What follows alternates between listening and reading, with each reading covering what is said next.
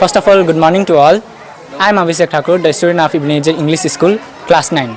Today I am standing here to deliver some words regarding on the topic of World Environmental Day. So first, before going on this topic, let us discuss what is meant by environment. So environment can be termed as anything or everything around us is called environment.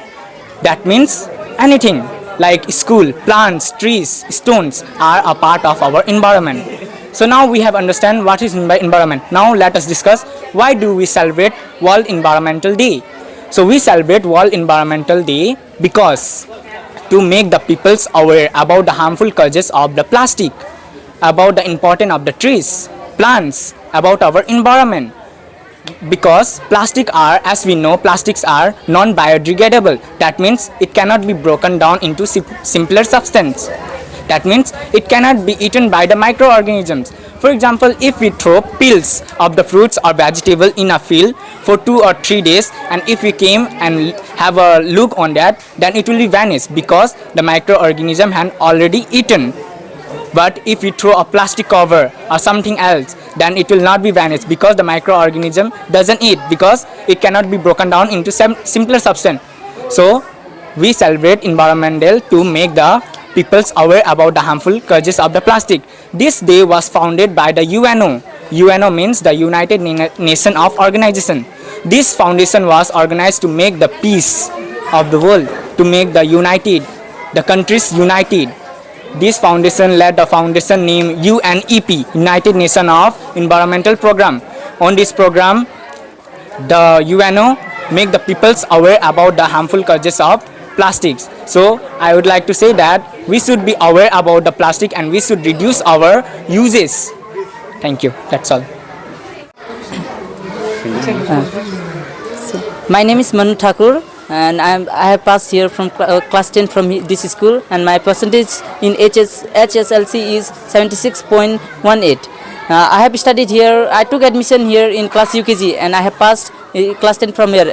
I have studied under great teachers in this school and I have learned so many things, even life lessons from this school. So I would be very thankful for all the teachers, my respected sir, principal, and all the elders and our seniors who guided me in all the situation, in all the problems they have handled me. So I would like to thank you so much. This school have taught me so much things that I can do. Achieve so many things in my future. So I would like to thank personally to them. Thank you so much. Yeah, I have done hard work, but more than me, I think I can say that my teachers, they have done hard work for me. So I would like to thanks for them. This is their achievement. This is not my achievement. They have done all the things for me. So I would like to give all the credit to them. My hobby is to watch television, especially news, and to play cricket as well to keep myself fit. Yeah, it is simple. I can say that it is my simple advice. It is simple to score good. Just you have to be patient, you have to be disciplined, and you have to be connected with the teachers. आंनि मुङा एन'स इस्लारि आङो इबेनेजार English स्कुलनिफ्राय दाखाल मेट्रिकआव pass जाबाय पार्सेन्टेजआ 75.33%।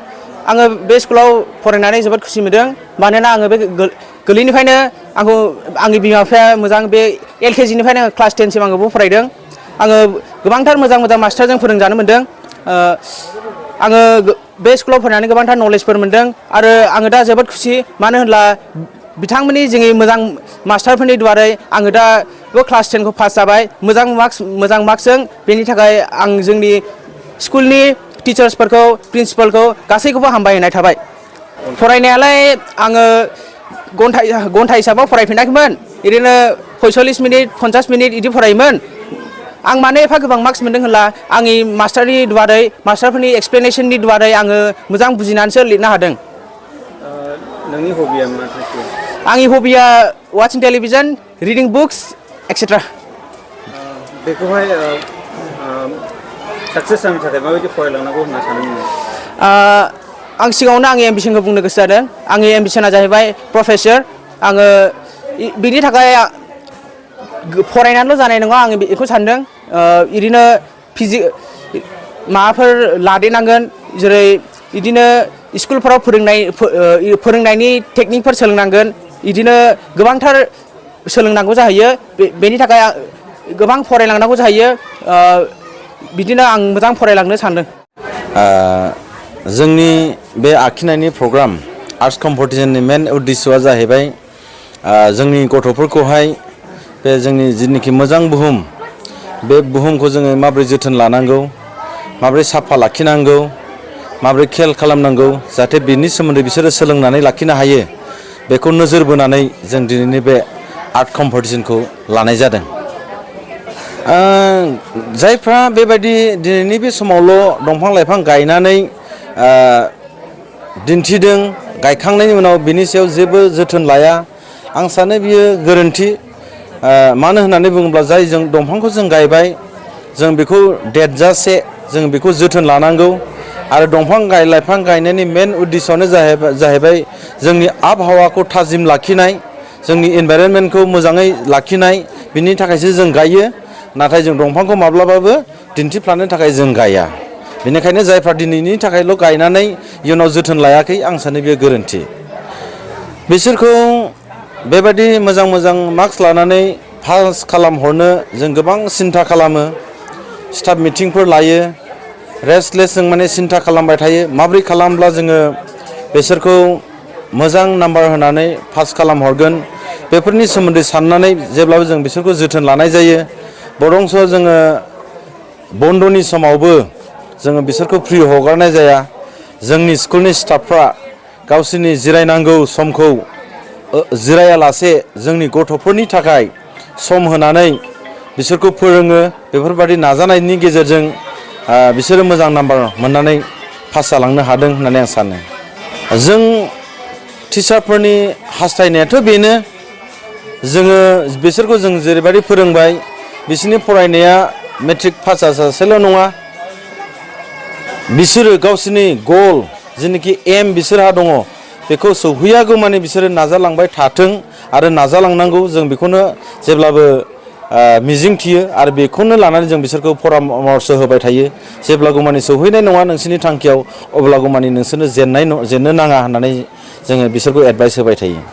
गासिबो गथ'फ्रानो जों साननानै लायो जोंनिनो गथ' हिसाबैहाय जोंनिनो बिदा फंबाय बियादै बियानै बायदि हिसाबै जों बेखौनो सानो जेखि स्कुलनि जाया मानो बयबो गोसो होनानै फरायनांगौ आरो गाव गावनि समखौ बेबायदिनो मबाइलफ्राव बा गुबुन बुस्थुफ्राव हगारा लाबानो बा गुबुनफ्राव ओरैनो बेखार हगारा लाबानो बिसोर फरायनायाव गोसो होनांगौ। ओमफ्राय जिउआव बिसोरो दाखांनानै लानांगौ होननानै आं बिसोरखौ एडभाइस होनो सानो। आरो जाय टिचारफ्रा जेखि स्कुलनि टिचार जाया मानो बयबो गावनिनो गथ'फोर साननानै बिदा फंबाय बा बियादै बियानै बेफोरबायदि साननानै जायफ्रा फोरोंनायाव स्कुलाव बाहागो लाबाय बिसोर एकदम गोसो होनानै फोरोंनांगौ बेबायदि आं मिजिंथियो। सबसे पहले नमस्ते, गुड मॉर्निंग सबको और सबको वर्ल्ड इन्वायरमेंट डे का मुबारकबाद। हम लोग जो ये प्रोग्राम यहाँ पे बना रहा है इसका मेन रीज़न है कि हम लोग इस प्रोग्राम का वजह से बच्चों लोग को समझाए इन्वायरमेंट को बचाना कितना ज़रूरी है ताकि हमारे आने वाले जनरेशन जो इन्वायरमेंट को अच्छी तरह से इंजॉय कर सके, प्रॉपर ऑक्सीजन और जितना भी ये इन्वायरमेंट का जानवर लोग को बचा सके। क्योंकि अभी क्या हो रहा है आजकल के ज़माने में हम लोग जंगल काटते जा रहे हैं जिसके कारण अभी पोल्यूशन बढ़ रहा है।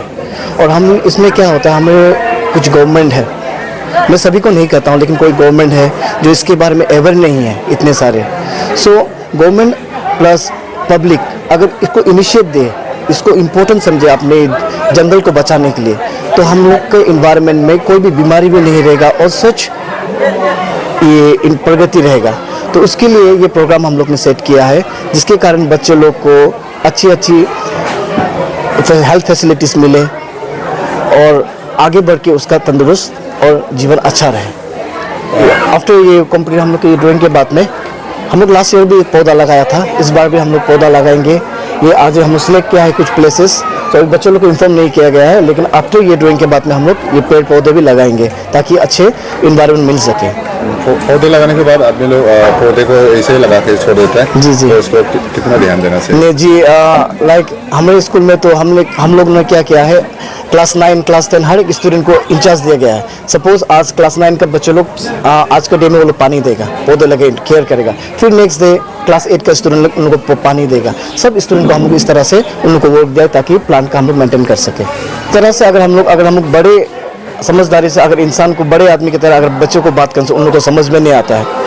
तो हम लोग किस तरह से बच्चों को समझाते हैं, देखो वहाँ पे एक आम का पेड़ है जिससे तुम डेली फ्रूट खाता है, आम खाता है, अगर उसको काट देगा तो क्या होगा। तो बच्चे लोग का जवाब होता है कि सर हम लोग पौधा अगर पेड़ काट दिया तो हम लोग आम नहीं खा पाएंगे। तो मैं वही कहता हूँ बच्चों लोगों को कि अगर पेड़ काट दिया आप लोग आम नहीं खा पाए, तो उसी तरह से अगर पेड़ काट दिया तो आप लोग को जीवन में सांस ही नहीं मिलेगा, तो कहाँ से आप लोग जियोगे। तो उसी तरह से हम बच्चों को समझाते हैं कितना ज़रूरी है ये पौधा।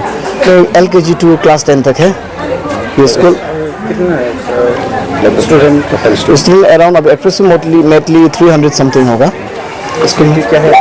हमारे स्कूल में फैसिलिटीज़ वाटर फैसिलिटीज़ है, और लाइक ब्रेक टाइम में हम लोग ने उन लोगों को एक रूम प्रोवाइड किया गया है जहाँ पे वो लोग आके बैठ के वो लोग टिफ़िन ले सकते हैं, और समटाइम्स भी हम लोग उन लोग को एक्स्ट्रा क्लासेस भी देते हैं, और बहुत सारा। और हम लोग का इवेंट्स, हम लोग का एग्ज़ाम वगैरह भी थोड़े अलग स्कूल से थोड़े डिफरेंट है, जो हम लोग उन लोग के इम्प्रूवमेंट के लिए करना चाहते हैं। जैसे हम लोग का एग्ज़ाम वगैरह है, ओरल वगैरह है, हम लोग बहुत एक्स्ट्रा कैरिकुलम हम लोग करते हैं जिससे बच्चा को इम्प्रूवमेंट मिल सके।